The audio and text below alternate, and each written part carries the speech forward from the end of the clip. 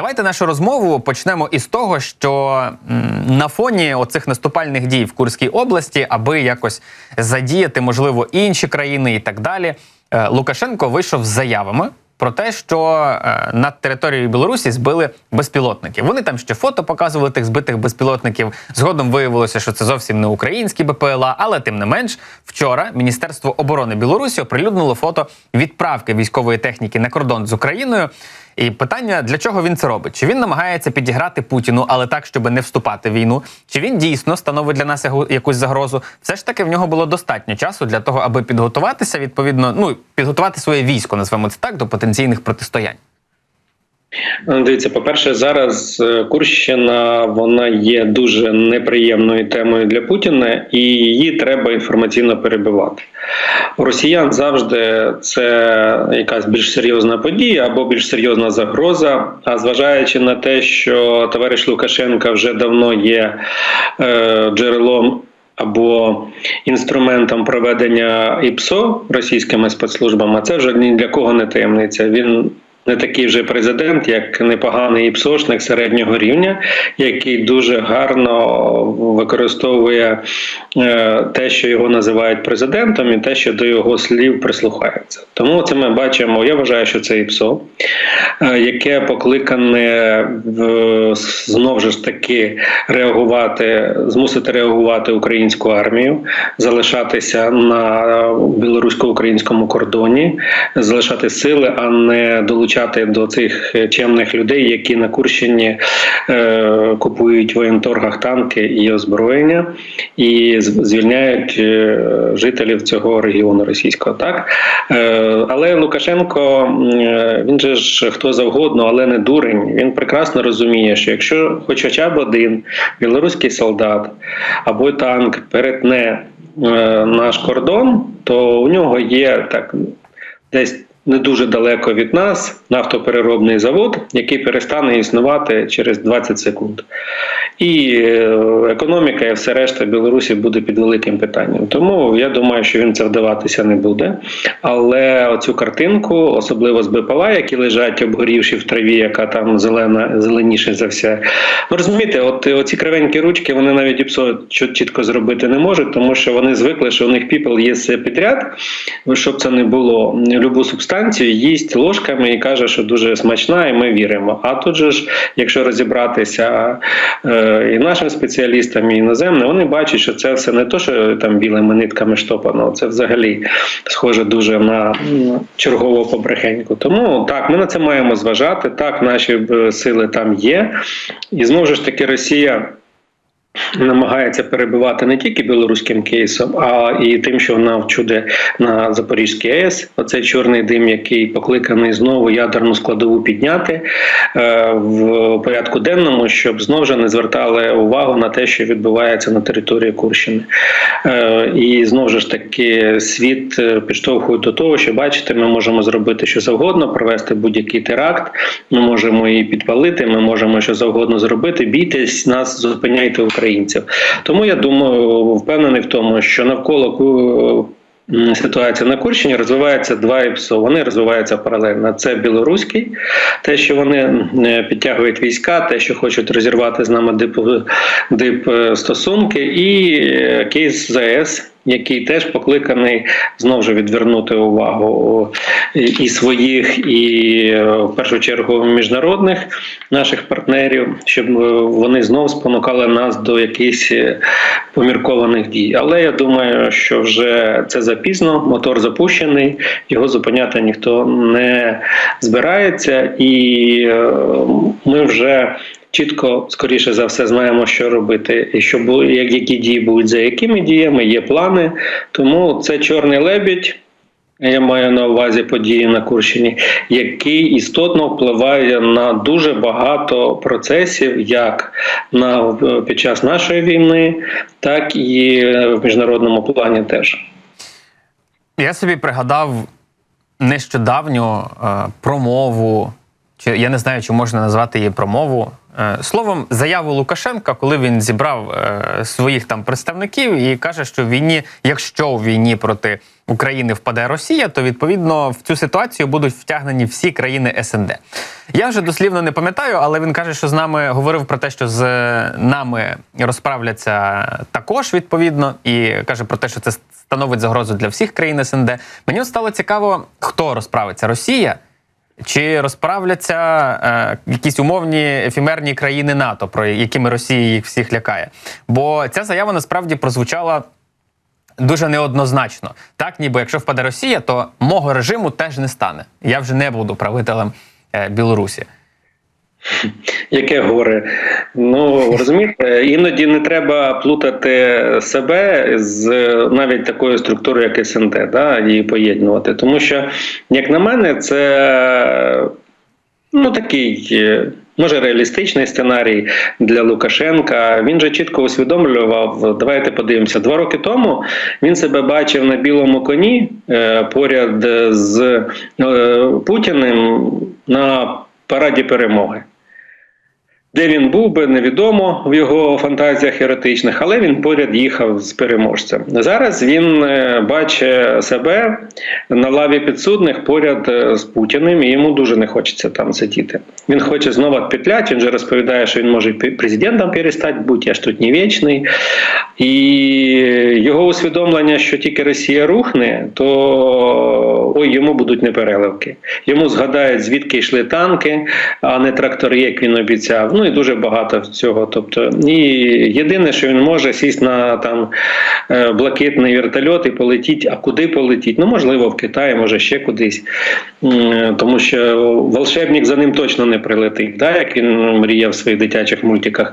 Тому я вважаю, що це істерика, але така, знаєте, більш-менш така прихована поки що, тому що якщо або коли Росія програє, то логіка його слів неправильна, тому що не Росія буде допомагати країнам СНД, а країни колишнього СНД на той момент, я думаю, будуть допомагати решткам Російської Федерації, будуть передавати якусь їжу, будуть там щось відбудовувати або ще щось робити, але не Росія. Якщо Росія програє або коли Росія програє, то вже вона як фактор такий потужний, вона вже точно не буде існувати певні роки. Але для цього треба дуже багато зробити. Тому Лукашенко заранше, як завжди, він починає розповідати про вигравати в собі якісь нюанси, щоб його пожаліли. Але він зробив цю помилку, яку йому ніхто не вибачить. Він є повноцінним, він особисто є повноцінним учасником війни проти України. Тому він може співати будь-які пісні, але лава підсудних для нього на міжнародному суді, я думаю, вже зарезервована. Цікавий момент, насправді, з цим вторгненням в Курську область. Там Путін виходив, він збирав нараду на другий день, говорив там зі своїми представниками, з міністрами і так далі. Каже, це все провокація, контртерористичний режим вводимо. Але фактично операції в Курській області, за даними Bloomberg, це перший напад на території Російської Федерації з часів Другої світової війни. Можливо, ви бачили, або хтось із наших глядачів, в соцмережах зараз масово шириться карта світу величезна. І там пише країни, які за всю історію нападали на ядерні країни. І там тільки Україна маленька, яка нападає на Російську Федерацію. Але чому мовчить ОДКБ? Вже всі відреагували. Білорусь, Росія окремо, російські пропагандисти, ОДКБ, як створений орган, який мав би допомагати один одному в випадку нападів на когось із них. Тишина. Ні одної заяви, ні засудження, ні резолюції, ні обурення, абсолютно нічого. Чи варто від них взагалі заяви очікувати? Та ні, ви знаєте, мені нагадує це таку картинку, коли хтось там із хлопців потрапив в складну ситуацію, а до цього всі клялися в дружбі на все життя, але бачать, що якийсь дуже сильний хлопець товче їхнього друга, вони всі відвертаються в сторону і кажуть, він же ж не кличе, значить він може справитися. Він же ж сказав, що це не війна, що це не напад, це провокація, що вони вже все вирішили. То чому нам лізти. А деякі країни стоять і теж думають, ага, коли у нас була біда, ви не допомогли, тому а чому ми маємо вам допомагати? Тому будь-які стосунки, як людські, так і державні, міждержавні, перевіряються не тоді, коли всі сильні і немає війни, а коли відбувається складна ситуація з одним з учасників того чи іншого клубу. От зараз ОДКБ себе показало, як воно до цього було, скажімо так, не дуже живе, а зараз воно взагалі така аморфна структура, де кожен сам за себе. І, до речі, це Росія розпочала саме цю гру, коли не допомагала там ті ж Вірменії, або, ми бачимо, пам'ятаємо цей кейс.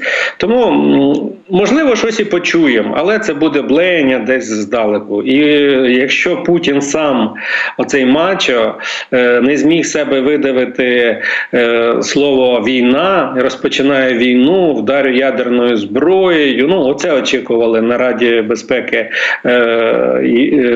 РФ. Від цього, де хтось очікував, що отут Путін як вийде, як скаже, а він щось там собі в папірцях коперсається, напалить, це провокація, і все, і потихеньку поліз розповідати про те, що там в країні є ще інші проблеми. А це показало, як на мене, росіяни, не знаю, побачили вони, не побачили, тому що вони в свого царя вірять, який він навіть буде там, я не знаю, що завгодно молоть, вони будуть вірити поки що. Да? А от Захід побачив, що червону лінію перейшли. Вічливі люди в зеленій формі перейшли і почали звільняти Курську територію. Да? Фактично, це акт агресії, ескалація, це страшне слово, можна так розглядати, але наслідків ніяких.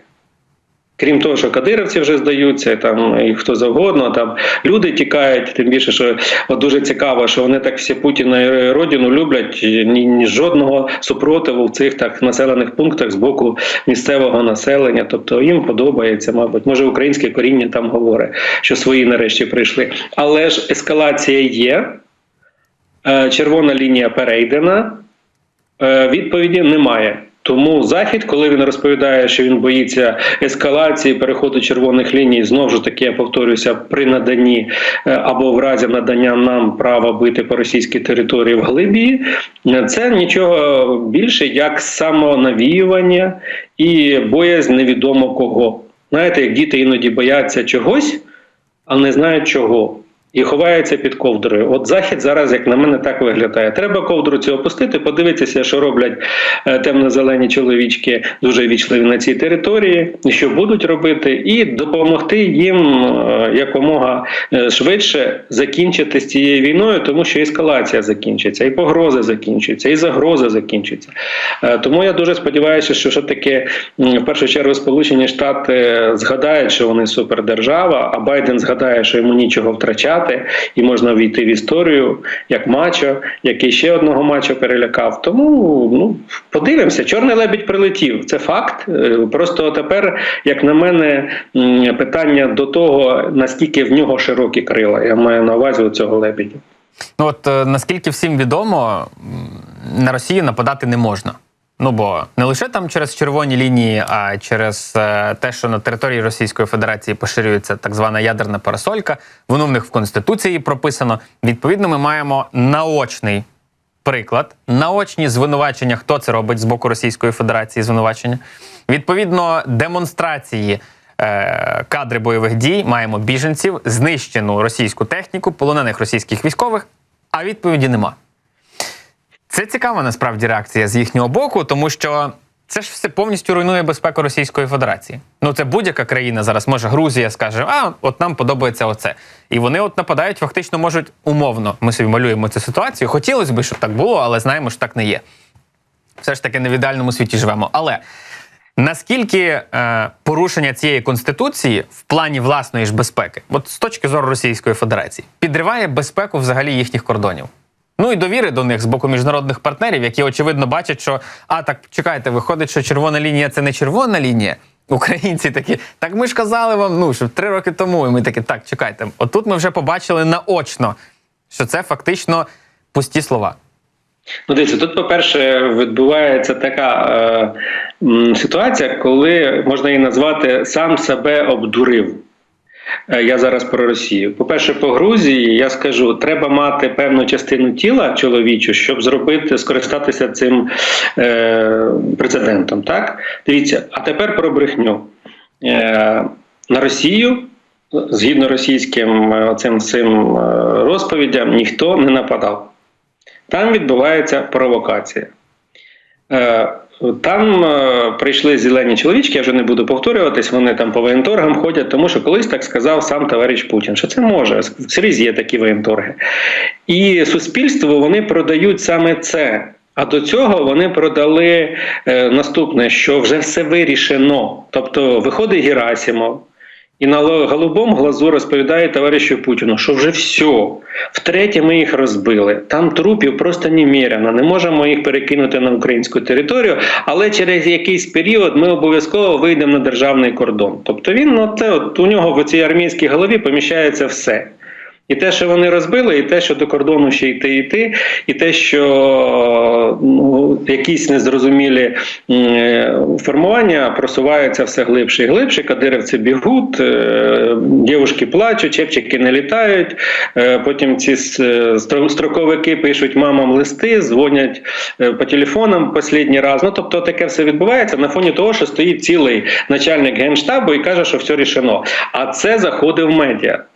І доки оця машина пропагандистська працює з Росією, то воно насправді поки що ще не руйнує те, що відбувається всередині Росії. Але я з вами цілком згоден, що ця подія дає сигнал оточуючим державам, які межують, які ворогують, які дружать з Путіним, з його режимом. Дає чіткий сигнал. В першу чергу, я дуже сподіваюся, що на Заході зрозуміють, що це не червоні лінії, це коричневі сліди від російської армії. Це зовсім інший запах, зовсім інша субстанція. І можна бити.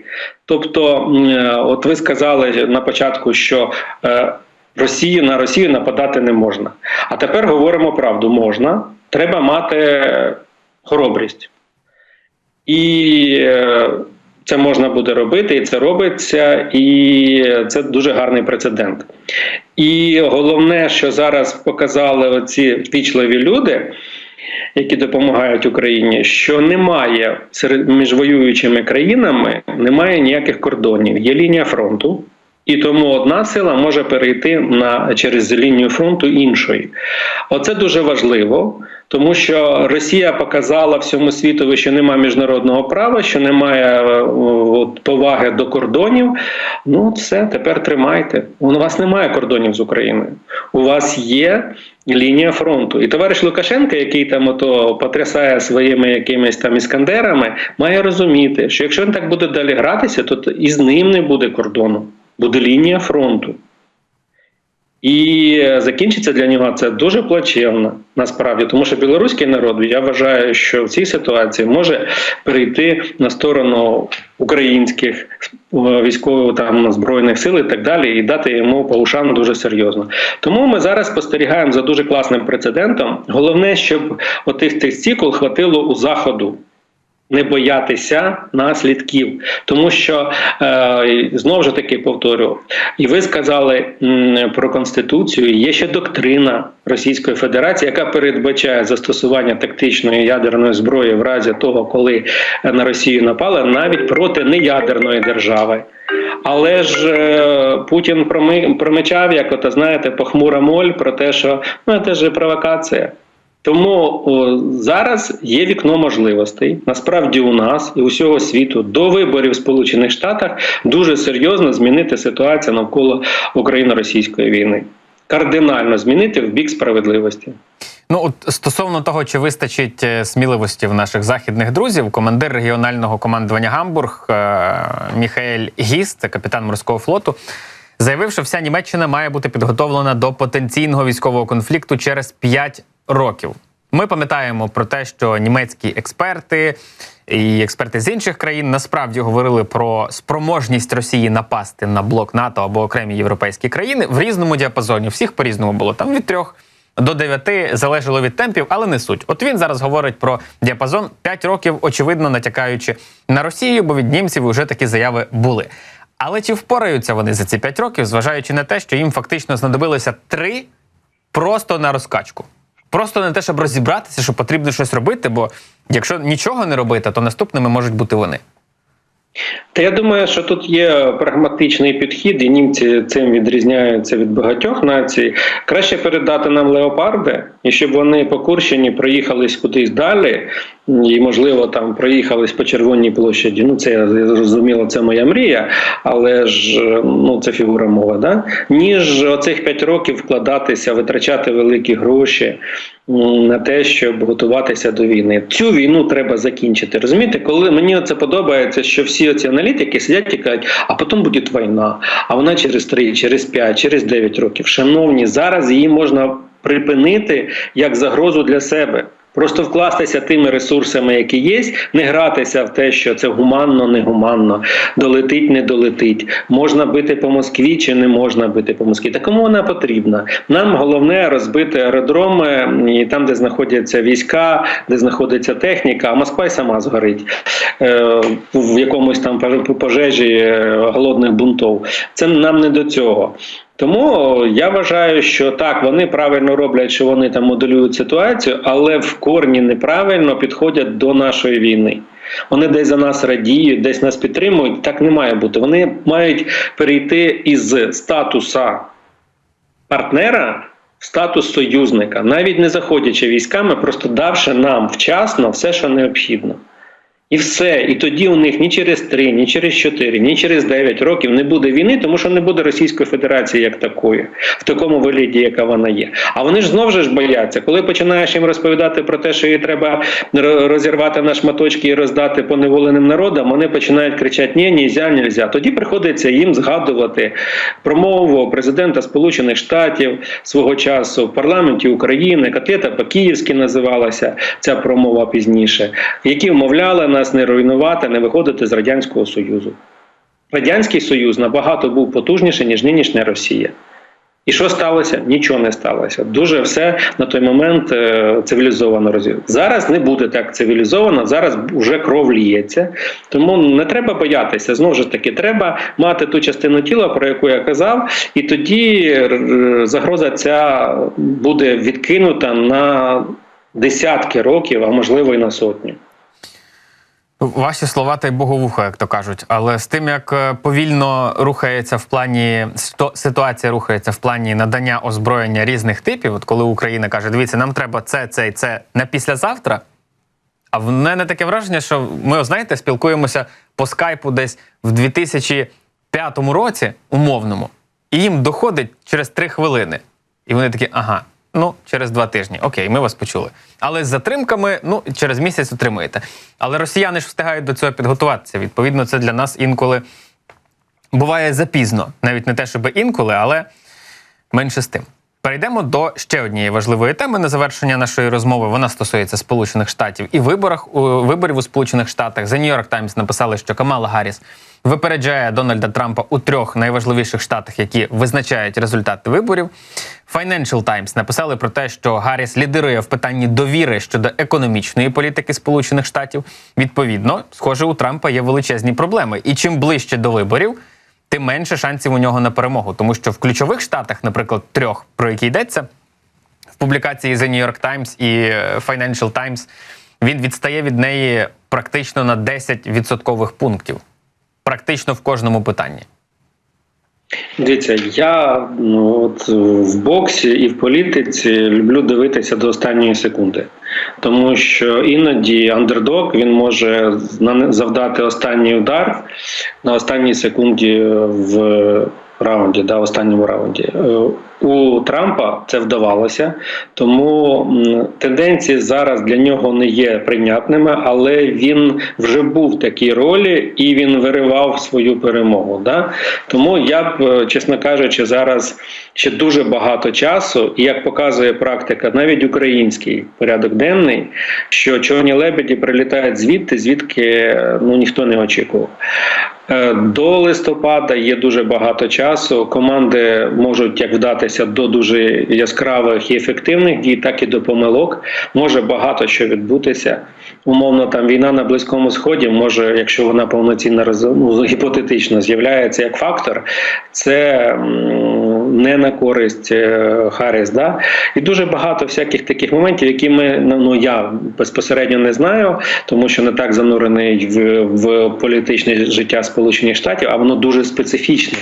І одна із специфік, яка дуже важлива, це перше, це ті люди, виборці, які ні за кого зараз, і це йде саме за них боротьба. І другий момент, який дуже важливий, і він впливав на результати виборів, коли є загальна кількість виборців, людей, які проголосували за того чи іншого кандидата, але виборщики проголосували по-іншому. Тому я дуже стримано ставлюся до того, що відбувається в Сполучених Штатах. Знову ж таки, віддаючи повагу американському народу, він має це визначати.